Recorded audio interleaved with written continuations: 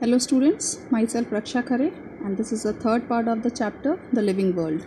In this we are going to cover all these topics. First of all nomenclature, then binomial system, then international rules of nomenclature and lastly taxonomical aids. Okay, so let's begin.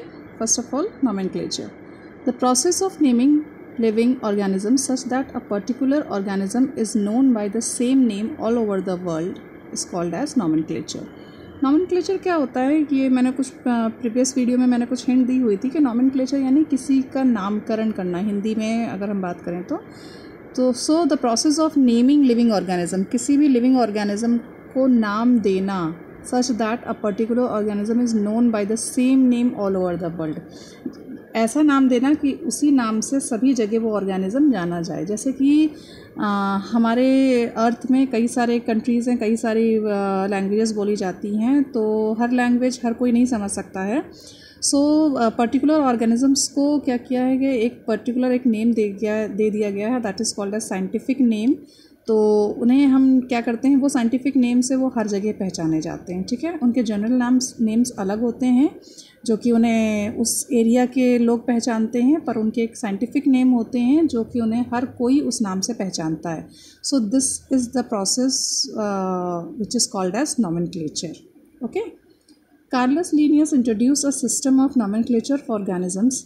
This system is known as binomial system of nomenclature. Carolus Linnaeus ने क्या किया था, ये nomenclature का system सबसे पहले introduce किया था. किसी भी ऑर्गेनिज्म का नेमिंग करना उन्होंने सबसे पहले इंट्रोड्यूस किया था और उन्होंने इस सिस्टम को बाइनोमियल सिस्टम ऑफ नॉमेनक्लेचर के नाम से बताया था. ठीक है, बाइनोमियल सिस्टम ऑफ नॉमेनक्लेचर क्या होता है हम नेक्स्ट स्लाइड में देखेंगे.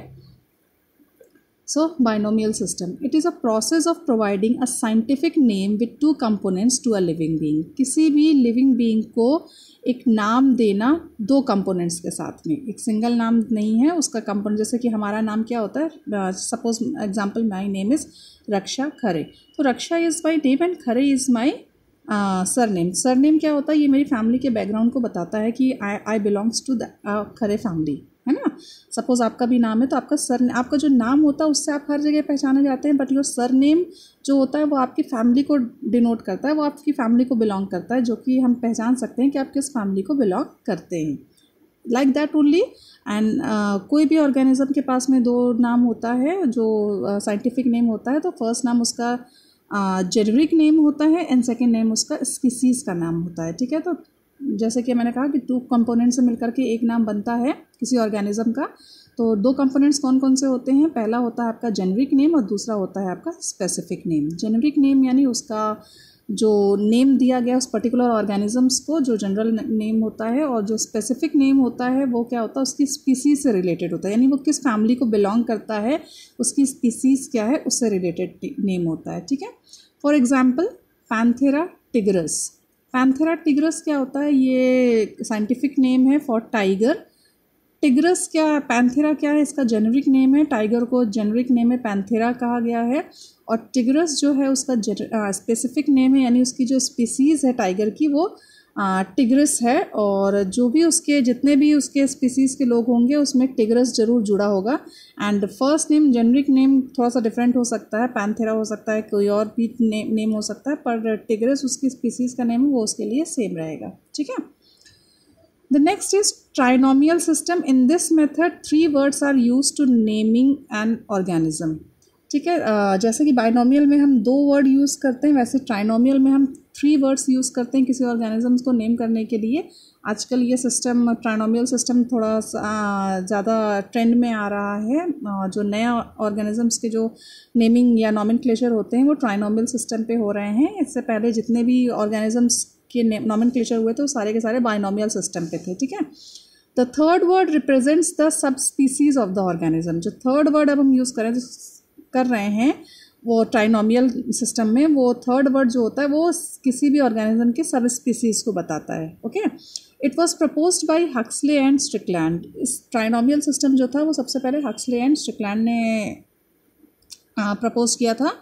For example homo sapiens sapiens. Homo जो होता है, होमो सैपियंस सैपियंस ये ह्यूमन बींग्स के लिए है. बाइनोमियल में अगर हम बात करें तो ह्यूमन बींग्स को होमो सैपियंस कहा जाता है होमो जो है उसका जेनेरिक नेम है, सैपियंस जो है उसका स्पेसिफिक नेम है यानी स्पीसीज़ का नेम है, और थर्ड जो सैपियंस है वो उसका सब स्पीसीज़ है। ठीक है, एक और एग्जांपल अगर हम ले सकते हैं तो गोरिल्ला का ले लेते हैं। गोरिल्ला का अगर हम बात करें साइंटिफिक नेम ट्राइनोमियल सिस्टम में तो it is called as gorilla gorilla gorilla.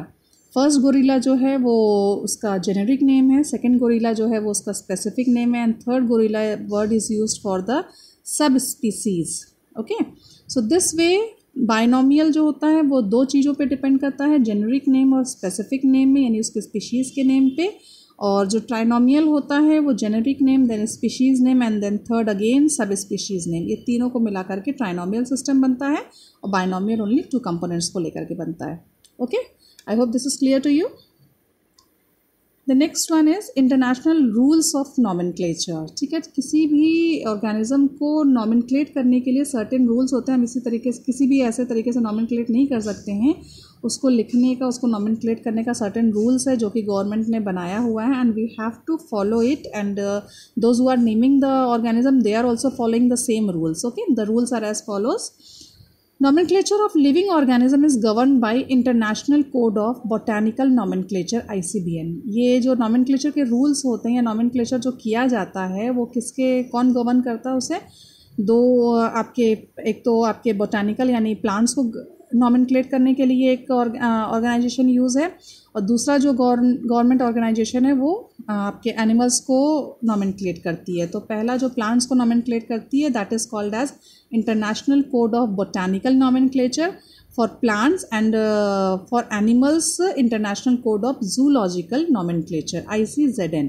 ठीक है, ये लोग क्या करते हैं, प्लांट्स और एनिमल्स को नॉमिनक्लेट करते हैं। ठीक है, अकॉर्डिंग टू इट, इनके अकॉर्डिंग सर्टेन रूल्स हैं जो कि हैं, पहला रूल है name should B derived from Latin और ग्रीक वर्ड। नेम, जो भी नेम हम देंगे उसको scientific name, I am not talking about generic name, मैं मतलब जनरल नेम के बारे में बात नहीं कर रही हूँ जो हर मतलब जगह जगह पे अलग होता है। जैसे कि हम एलिफेंट को एलिफेंट कहते हैं, हो सकता है उसको कहीं और कंट्री में कुछ और कहा जाता होगा, दैट इज़ लोकल नेम की मैं बात नहीं कर रही हूँ। ठीक है, जैसे कि हमारा क्या होता है, हमारा घर का नाम अलग होता है, स्कूल का नाम अलग होता है विद द सरनेम, है ना। तो घर में तो हमें सब पेरेंट्स, हमारी फैमिली घर के नाम से जानती है, बट स्कूल में या बाहर कहीं ऑफिस में हमें हमारे जेनेरिक नेम जो हमें एक मिला हुआ है नेम जिससे हमारी पहचान है वही नेम जानते हैं। ठीक है, वैसे ही एनिमल्स में भी साइंटिफिक नेम वो होता है जो कि हर जगह पे वही नाम चलता है उनका, हर कोई उसी नाम से उसको पहचानता है। And local name can be anything, वो अलग अलग जगह पे उनके हैबिटेट के हिसाब से अकॉर्डिंग टू उनका लोकल नेम होता है। Okay, so first rule is name should B derived from Latin और ग्रीक वर्ड। पहला रूल क्या है, नेम जो भी हम उसको रख रहे हैं साइंटिफिक नेम वो हमेशा लैटिन या ग्रीक वर्ड से ही डिराइव किया होना चाहिए। ठीक है, the second rule is name consist of 2 words in Latin. जो दोनों कंपोनेंट्स हैं बाइनोमियल सिस्टम में, जो हम 2 कंपोनेंट्स यूज़ कर रहे हैं, और या फिर ट्राइनोमियल कंपोनेंट्स में जो हम तीन वर्ड्स यूज़ कर रहे हैं, ये दोनों या तीनों वर्ड्स जो हैं वो लैटिन में ही होने चाहिए, जिसमें से first word represents the genus. पहला वर्ड पर्टिकुलर ऑर्गेनिज्म की जीनस को रिप्रेजेंट करता है, while the second word represents the species, और जो सेकेंड वर्ड होता है उस पर्टिकुलर ऑर्गेनिज्म की स्पीसीज को रिप्रेजेंट करता है। Okay, third rule is first letter of generic name should be capital while all letters of species name should be small case। Generic name और स्पेसिफिक नेम, दो component से मिलकर के किसी भी ऑर्गेनिज्म का हमें नॉमेनक्लेट करना है, तो पहला लेटर जेनेरिक नेम का, जैसे कि मैंने एग्जांपल लिया था पैंथेरा टिग्रस, तो पैंथेरा का पी, जेनेरिक नेम का पैंथेरा का पी जो होगा वो आपका कैपिटल होगा, बाकी सारे लेटर्स आपके स्मॉल में होंगे। And then again come to the species जो स्पेसिफिक नेम था टिग्रस, उसका TIGRIS पूरा स्मॉल रहेगा। ठीक है, तो सिर्फ जेनेरिक नेम का पहला लेटर आपका कैपिटल रहेगा, अदरवाइज जितने भी ऑर्गेनिज्म हैं उनका क्या होगा, उनका जितना भी स्पीसीज़ का नेम है वो सब सारे स्मॉल रहेंगे।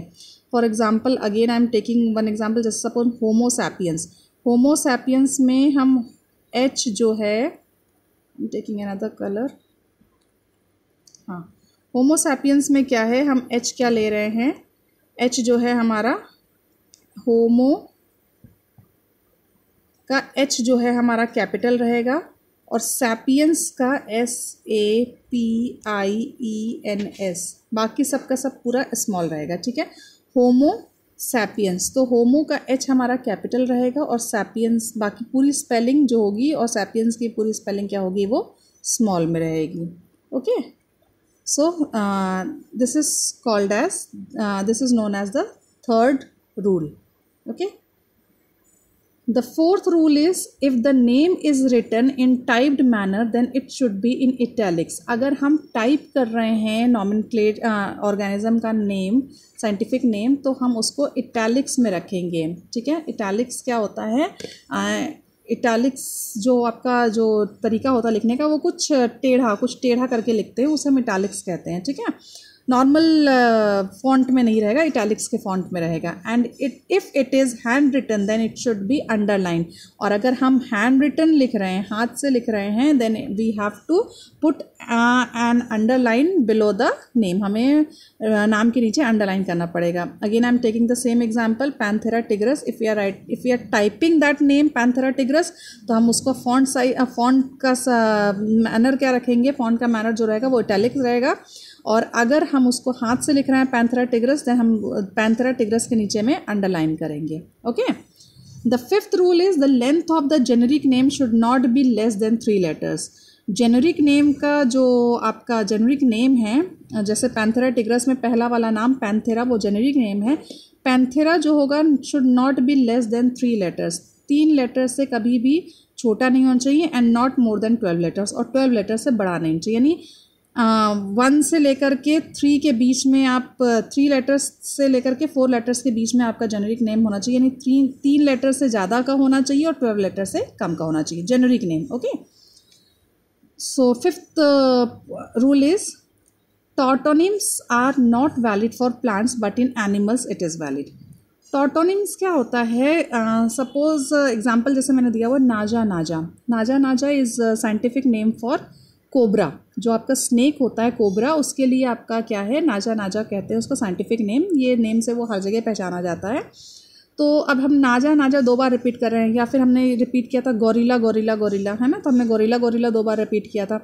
तो ये जो 2 बार एक ही नाम, यानी जेनरिक नेम और स्पेसिफिक नेम दोनों सेम अगर हैं, तो ये चीज़ हम सिर्फ एनिमल्स के लिए यूज़ करते हैं। इस सेम मतलब जेनरिक नेम और किसी ऑर्गेनिज्म का जेनरिक नेम और स्पेसिफिक नेम अगर सेम है, तो दिस इज़ कॉल्ड एज टॉटेनम्स। इसे हम क्या कहते हैं, टॉटेनम्स कहते हैं। और ये सिर्फ एनिमल्स के लिए यूज़ किया जाता है, प्लांट्स के लिए कभी नहीं यूज़ होता, ठीक है। प्लांट्स का साइंटिफिक नेम कभी भी सेम नहीं रहेगा, जेनरिक और स्पेसिफिक नेम। पर एनिमल्स के in the case of animals, generic name and specific names can be same for the plants के लिए सेम हो सकता है, ठीक है।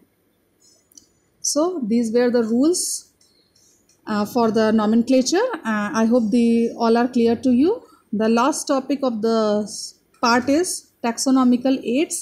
Taxonomical aids जो होते हैं कि taxonomy क्या होता है हमने पहले ही पढ़ लिया। taxonomy क्या होता है, जैसे किसी चीज़ को आइडेंटिफाई करना, ऑर्गेनिज्म को, उसको नॉमिनक्लेट करना और उसे क्लासीफाई करना, ये मेथड हमारा taxonomical aids कहलाता है, ठीक है। देन टैक्सोनॉमी कहलाता है। ये टैक्सोनॉमी को पढ़ने के लिए सर्टेन एड्स, कुछ हेल्पफुल एड्स यूज़ किए गए हैं जो कि हेल्प करते हैं टैक्सोनॉमी को या किसी ऑर्गेनिज्म को ईजिली क्लासीफाई करने के लिए, ठीक है।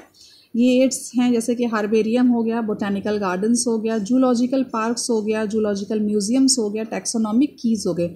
ये सर्टेन ऐसे आपके एड्स हैं जो कि टैक्सोनॉमी को ईजिली स्टडी करने में हेल्प करते हैं, ठीक है। 1 by 1 हम सारे के सारे एड्स चेक करेंगे किस तरीके से ये आपको हेल्प करते हैं। So the first aid is herbarium. Herbarium क्या होता है, herbarium is use for the plants की स्टडी करने के लिए हार्बेरियम फाइल हम यूज़ करते हैं। ये अक्सर स्कूल्स में भी बनवाया जाता है एज अ प्रोजेक्ट। इसमें क्या होता है, it is a collection of dried, pressed and mounted plants. इसमें क्या होता है कि हम किसी भी प्लांट को ड्राई सुखा लेते हैं, देन उसे प्रेस्ड करते हैं, प्रेस मतलब प्रेस से नहीं, आयरन नहीं करना होता, उसे फिल्टर पेपर से उसका मॉइस्चर जो होता है उसको हम क्या करते हैं, सोक करते हैं कि उसमें किसी तरीके का मॉइस्चर, किसी तरीके का वाटर या वाटर वेपर के कोई भी ऐसे वाटर के कोई मॉलिक्यूल्स ना रह सकें, क्योंकि अगर कोई भी वाटर के मॉलिक्यूल्स उसमें रह जाएंगे तो वो क्या होगा, उसे फंगस लगने का डर रहता है, ठीक है। इसलिए हम उसको क्या करते हैं, प्रेस कर देते हैं with the help of filter paper and then mount करते हैं, यानी उसको पेस्ट कर देते हैं एक पेपर में, एक ब्लैंक पेपर में। उस ब्लैंक पेपर का जो साइज़ होता है वो 29 सेंटीमीटर बाई 43 सेंटीमीटर होता है। 29 सेंटीमीटर उसकी विड्थ होती है और 43 सेंटीमीटर उसकी हाइट होती है। Okay, so this type of paper is use for the mounting of the plants. Okay, so if we are talking about the paper, see अगर हम पेपर की बात करें तो वो कुछ कुछ इस तरीके से आपका पेपर रहता है।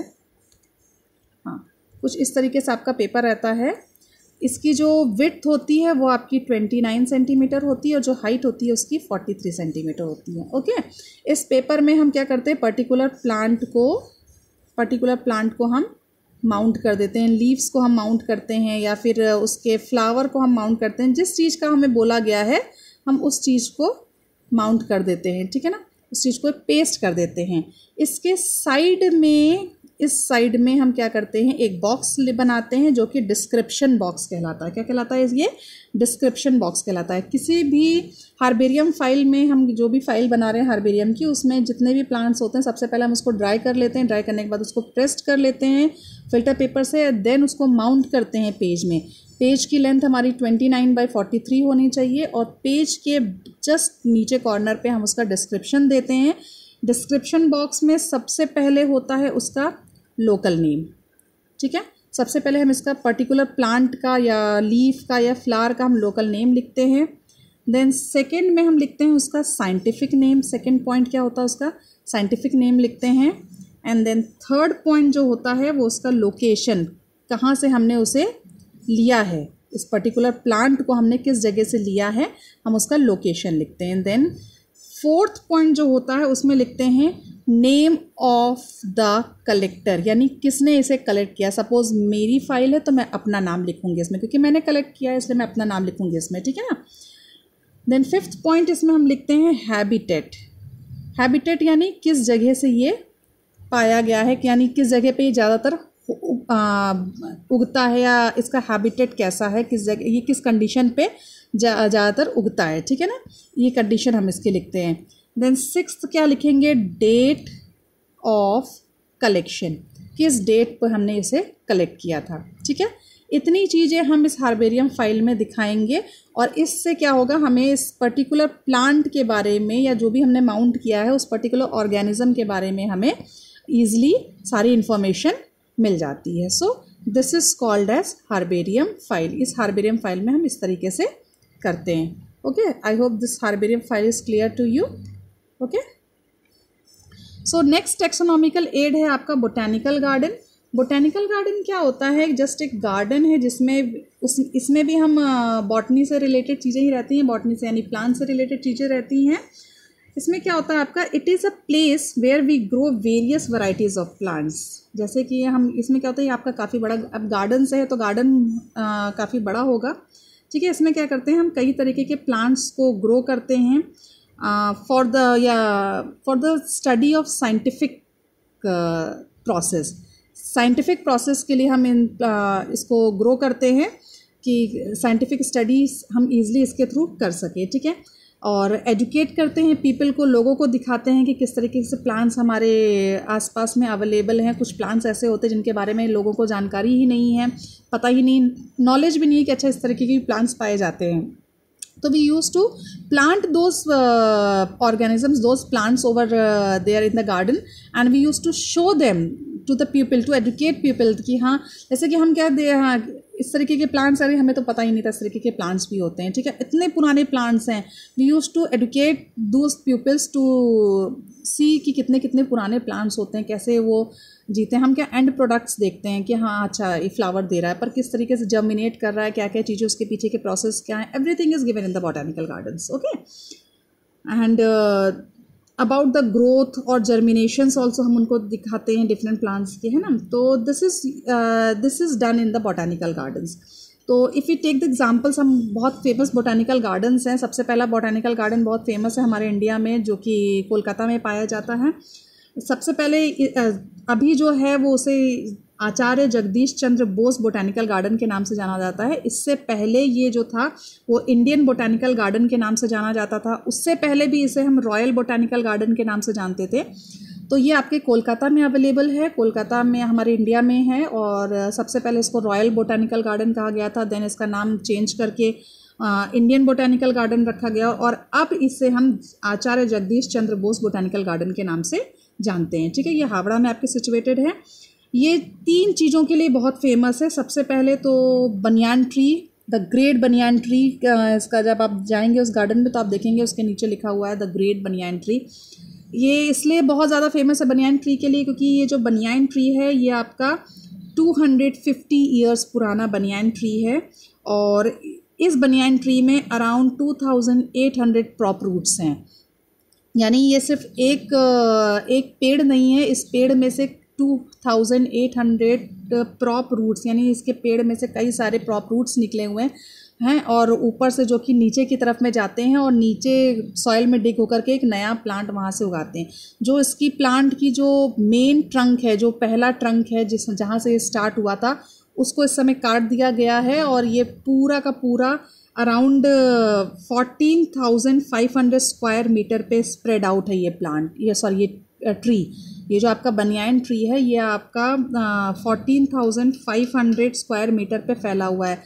अगर आप नॉर्मल लैंग्वेज में सोचें तो एक बहुत बड़ा फॉरेस्ट कह सकते हैं, कि सिर्फ एक बहुत बड़ा फॉरेस्ट ही ये पेड़ घेरा हुआ है, इतना एरिया. ठीक है, और जो मेन ट्रंक है इसका, मेन ट्रंक को काट दिया गया है, और बाकी जो पूरे जितने इसके प्रॉप रूट्स हैं 2800 प्रॉप रूट्स हैं, उससे नए नए प्लांट्स उग चुके हैं. सो ये अपने आप में एक बहुत बड़ी उपलब्धि है कह सकते हैं आप. बहुत बड़ा देखने लायक चीज़ है कि किस तरीके से इतना पुराना पेड़ अभी भी ज़िंदा है और अभी भी चल रहा है. ठीक है ना. सो ये बोटानिकल गार्डन एक तो ये बनियान ट्री के लिए फेमस है. एंड सेकंड जो फेमस है ये आपका पैंडेनस एक प्लांट है. It has multiple root caps in its stilt root. इसके जो स्टिल्ट रूट है उसके में कई सारे मल्टीपल कैप्स लगे हुए हैं, जिसके लिए पैंडेनस फेमस है. ठीक है. थर्ड आपका है विक्टोरिया अमेजोनिका. थर्ड प्लांट जो है वो विक्टोरिया अमेजोनिका है. ये इसकी जो लीव्स हैं वो काफ़ी ज़्यादा बड़ी बड़ी लीव्स हैं, इतनी ज़्यादा. ये आपका जैसा कि वाटर लिली प्लांट होता है, ये उसी का एक फॉर्म है, वाटर लिली प्लांट जैसा ही देखने में है. और ये आपका इसका नाम विक्टोरिया अमेजोनिका है. और इसके पास में ये बहुत ही ज़्यादा बहुत जायंट वाटर लिली प्लांट है. ठीक है. इसकी जो लीव्स हैं वो इतनी बड़ी हैं कि अराउंड 6 to 7 पीपल्स जो हैं उसकी लीव्स में बहुत ईजिली बैठ सकते हैं, आराम से बैठ सकते हैं. इसका अगर हम डायमीटर की बात करें लीव की, तो इसकी लीव की डायमीटर 2 to 3 मीटर का इतना बड़ा लीफ है ये. और इसमें 6 से 7 पीपल्स जो हैं वो ईजिली इस पर बैठ सकते हैं. ठीक है. तो बोटानिकल गार्डन जो है वो इन 3 पेड़ों के लिए, इन 3 ट्रीज़ के लिए सबसे ज़्यादा फेमस है पूरे all over the world. Okay. And it is situated in the Kolkata in our India. So this garden is famous for these all plants. Okay. The next taxonomical aid is zoological park. zoological park क्या है? zoological park में आपके इस common name में अगर हम बात करें तो इसे हम जू कहते हैं. It is an enclosed place where wild animals are found. ठीक है. ये क्या है? एक एनक्लोज्ड प्लेस है. आप जू तो सभी लोग जाते रहते हैं, वहाँ पे क्या होता है, कई सारे वाइल्ड एनिमल्स को रखा जाता है उनके साइंटिफिक स्टडी करने के लिए, उनको प्रोटेक्शन करने के लिए. ठीक है. क्योंकि हम लोग उसके बारे में, देखिए आप जब भी जाते हैं ज़ू पे तो ज़ू के बाहर में उस एनिमल की सारी इन्फॉर्मेशन दी रहती है, कहाँ से एनिमल लिया गया था, किस तरीके का एनिमल है, इसके बारे में, उस पर्टिकुलर एनिमल के बारे में सारी इन्फॉर्मेशन वहाँ पे दी रहती है. ठीक है. तो उससे हमें क्या हमें पता चलता है कि हम उस एनिमल्स के बारे में पूरा का पूरा इन्फॉर्मेशन जान लेते हैं. तो साइंटिफिक स्टडी बहुत ईजी हो जाती है स्टूडेंट्स के लिए.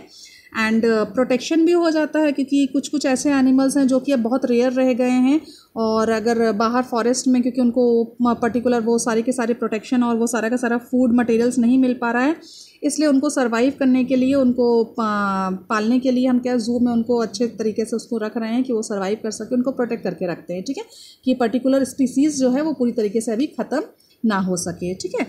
तो कुछ ऐसे रेयर एनिमल्स के लिए बहुत हेल्पफुल है जूलॉजिकल पार्क्स, ओके। ऐसे ही एंटरटेनमेंट के लिए भी आपका जूज़ क्रिएट किए गए हैं कि जू में जाकर के एंटरटेनमेंट भी होता है, तो this is a part of entertainment also. Next है आपका जूलॉजिकल म्यूज़ियम। जूलॉजिकल म्यूज़ियम्स में क्या होता है, ऐसे सर्टेन एनिमल्स को प्रिजर्व करके रखा जाता है, जिसमें वो जैसे कि कई साल पुराने एनिमल्स हैं जो अभी नहीं देखने को मिलते हैं, तो उनको प्रिजर्व करके रखा जाता है। या कुछ एनिमल्स ऐसे होते हैं जिनको हम नहीं रख पाते हैं, वो उस समय हमें नहीं अवेलेबल है, या एरिया हमें पार्क बनाने की जगह नहीं है, तो हम म्यूज़ियम बना देते हैं, उसमें हम डमीज़ रखते हैं एनिमल्स की, और उसमें दिखाते, उसमें इंफॉर्मेशन देते हैं लोगों को कि अच्छा ऐसे एनिमल्स भी हैं हमारे आसपास में या हमारे अर्थ में, जिनके बारे में हम उनको इन्फॉर्मेशन देते हैं। जैसे कि अगर हम बात करें कि अगर हमें किसी इंसेक्ट्स का स्पेसिमेन रखना है, तो इंसेक्ट्स को हम कैसे करते हैं, ड्राई करके और उसे पिंड करके, यानी उसे पिनअप करते हैं, सुखा करके पिनअप करते हैं, उनके विंग्स को फैला करके उनको दिखाते हैं कितने कलरफुल विंग्स इस पर्टिकुलर इंसेक्ट में पाए जाते हैं। इस तरीके से हम उसको रख देते हैं वहाँ पे, ठीक है, प्रिजर्व करके एनिमल्स को रखा जाता है। प्लांट्स को भी हम जूलॉजिकल म्यूजियम्स में रखते हैं एज अ ड्राई स्पेसिमेंट्स के तौर पे हम प्लांट्स को भी रखते हैं कि कुछ ऐसे रेयर प्लांट्स हैं जो कभी हमारे आसपास में पाए जाते थे पर अब नहीं अवेलेबल है, तो उनके डमीज़ बना करके हम रखते हैं उसको, ठीक है। कुछ लार्ज एनिमल्स के लिए हम क्या करते हैं, लार्ज एनिमल्स के लिए हम उसको स्टफ़ करके रखते हैं, उसके स्किन को जो अंदर के जो ऑर्गन्स होते हैं उनको हटा देते हैं। जैसे पर्टिकुलर एनिमल मर गया है तो उसके अंदर के ऑर्गन को हम हटा देते हैं और उसके अंदर में स्टफिंग मटेरियल भर करके हम उसको वहाँ पे खड़ा कर देते हैं और हम उसकी पूरी इन्फॉर्मेशन पीपल्स तक पहुँचाते हैं, ठीक है ना।